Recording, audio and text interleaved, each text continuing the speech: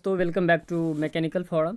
और आज हम इस वीडियो में देखने वाले हैं आरआरबी एनटीपीसी को लेकर क्रैश कोर्स। और इसमें हम आज बात करेंगे नंबर ऑफ़ जीरोज़ के, है ना। तो नंबर ऑफ़ जीरोज़ से आप जो शून्यों की संख्या ज्ञात करने हैं, ऐसे क्वेश्चन, इससे बार क्वेश्चन देखने को मिलता है।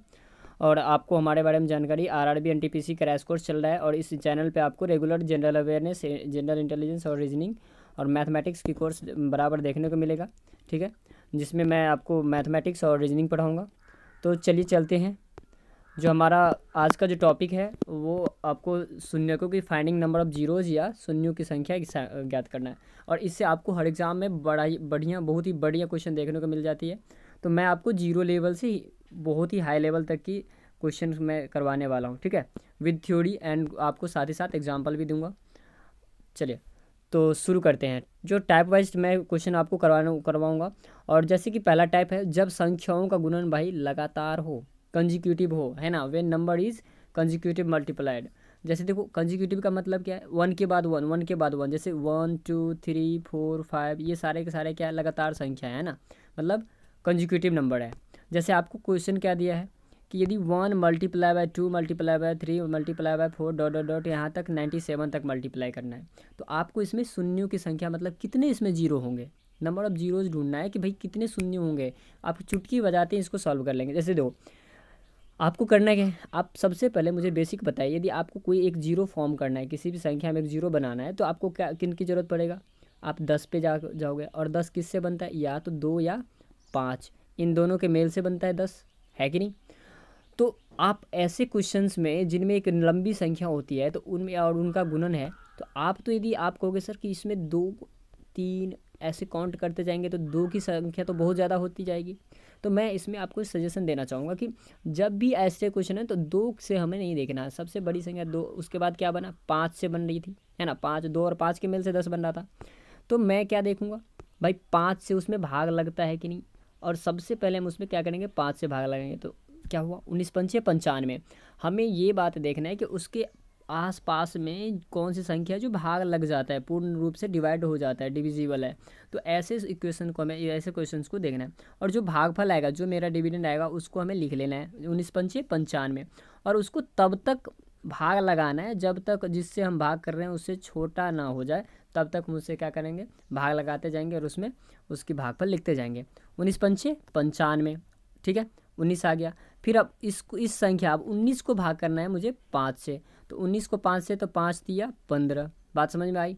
अब देखो, 5 तिया 15, तो 15, अब कितना रिमाइंडर बच रहा है, 4, जो कि 5 से क्या है, छोटा। अब तो भाग नहीं लगने वाला, इन दोनों को जोड़ देना है। तो 19 प्लस का 3 कितना आया भाई, 22, और ये इसका क्या हुआ, आंसर। बात समझ में आई।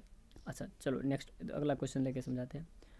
देखो, मैंने क्या कहा कि आपको कंजिक्यूटिव लगातार संख्या है, और यहाँ पे आपको दिया 55।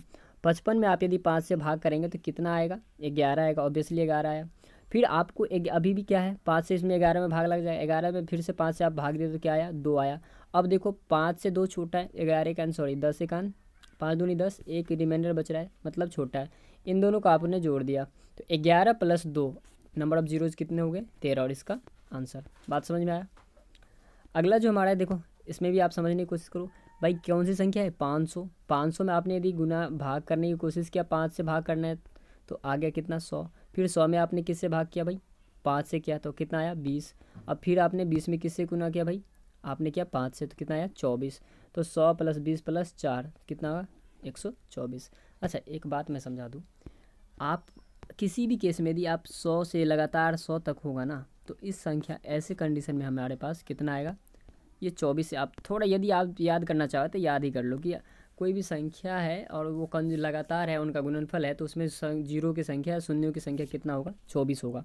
इससे आपको काफ़ी सारी मदद मिलेगी। जैसे देखो यहाँ पे आपको मैं यदि वो ये बात बोलूँ कि देखो, ये तो भाई इसमें आप 5 से किया तो 2 आया, 200। 200 में आपने फिर से क्या किया, 5 से तो 40। अब फिर आपने क्या किया, इसमें 40 में क्या किया, 40 में भाई 2 से आपने फिर से 5 से भाग किया तो 8। तो यदि सबको ऐड करने पे कितना आ गया भाई, 248। और एक आपको फिर से यहाँ पे 5 से 8 हो गए, तो कितना आया, एक और आ गए, तो ये क्या हो गया, 249। तो जीरो की संख्या क्या होगी, 249। आई होप कि आपको ये समझ में आ गया होगा। और आगे चलते हैं। देखिए टाइप दूसरा में क्या है, जब भाई क्वेश्चन में क्या है, जब उन उसमें एक निश्चित अंतराल हो, कुछ गैप हो जाए, है ना, कुछ किसी सेम चीज़ का गैप हो, कोई संख्याओं का गैप हो।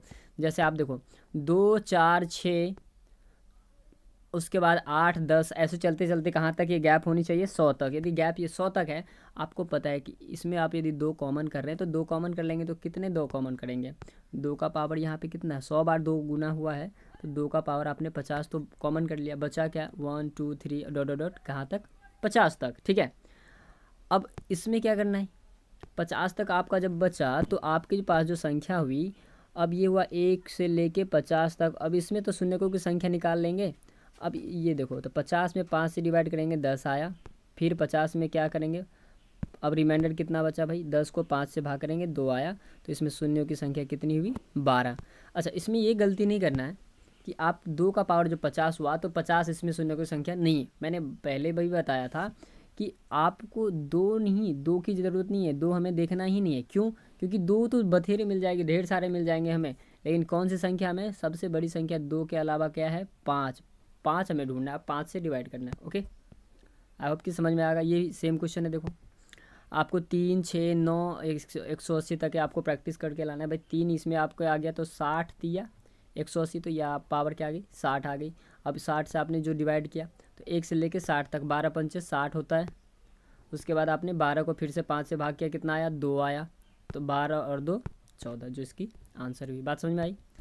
आगे जो क्वेश्चन है उसको हम, यदि आप लोगों को क्वेश्चन ना समझ में आए तो दोबारा वीडियो को रिपीट करके देख सकते हैं। ठीक है, आगे देखो, आप इस टाइप के क्वेश्चन को आप कर लोगे। आई होप कि आपको लिए प्रैक्टिस की, मैंने जितनी हद तक हुई मैंने प्रैक्टिस की, ज़्यादा से ज़्यादा क्वेश्चन डाले हैं, और आपको यदि प्रैक्टिस कर लिया आपने तो ये क्वेश्चन आसानी से समझ में आ जाएगा सारे टाइप। ठीक है, तो आप लोगों के लिए रहा ये क्वेश्चन, इन क्वेश्चन का आंसर आपको कमेंट बॉक्स में बताना है, और यदि आपको अच्छा लगे तो आप सब्सक्राइब एंड लाइक कर दें। ठीक है, हो सके तो शेयर भी कर दें।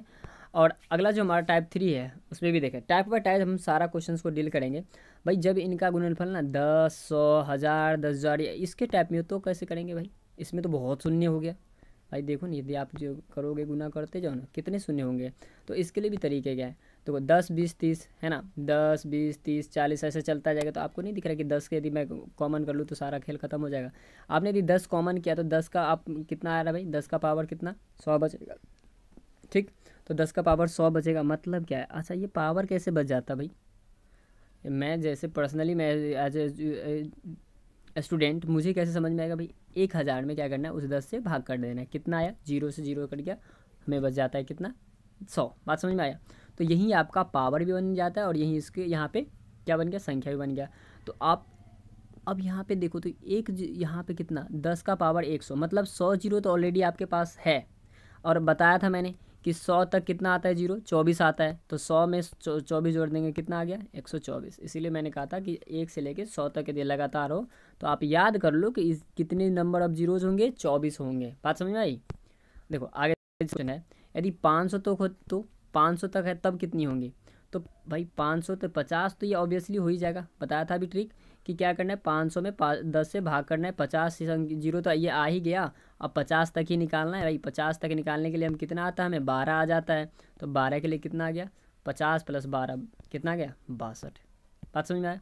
अच्छा, यदि 100 से लेके 10,000 तक का हो तो अब अगेन वही होगा, 100 से भाग करेंगे 10,000 में। यदि 100 से आप भाग कर रहे हैं तो आपको कितना जीरो आ रहे हैं, 2 जीरो से 2 जीरो कैंसिल आउट हो गया, 100 आ गया। आ गया कि नहीं आया? ये 100 जो आ गया तो 100 जीरो तो यहाँ पे पहले ऑलरेडी आ गया, और 100 तक आपको पता है कितना आता है, 100 तक आपको पता है 124। तो 100 और प्लस 124 कितना आ गया भाई, कितना आया 10 का पावर ना 10 पे बनता है, तो 10 का पावर कितना हुआ, 10 का 10 तो 200 ये हो गया, और 24 ये हुआ, कितना हुआ 224। बात समझ में आया? अच्छा, आगे जो क्वेश्चन हमारा 1000 2000 कितना तक है भाई, 1 लाख तक है। तो ऐसे संख्या होंगे तब हम कैसे सॉल्व करेंगे। देखो आपको क्या करना है, 1000 लेना है कॉमन, 1000 लोगे तो 1 2 3 100 तक आएगा। 100 में तो आपको पता है 24 आता ही आता है, और प्लस में यहाँ पे 10 का पावर कितना 3, 10 का पावर 3 मतलब क्या 300 ये जीरो प्लस का 24, तो इसका आंसर क्या हुआ 324।